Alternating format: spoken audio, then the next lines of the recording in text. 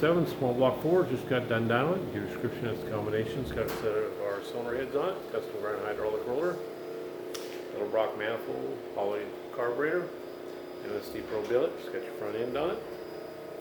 Front sump oil pan painted, custom pistons. Take you in there and show you how it ran. Alrighty, 3,500, 512 foot-pounds of torque, peaks torque 539, peaks horsepower 515. So everything's good. We'll get her off there, get her crate, come your way. Have a great day.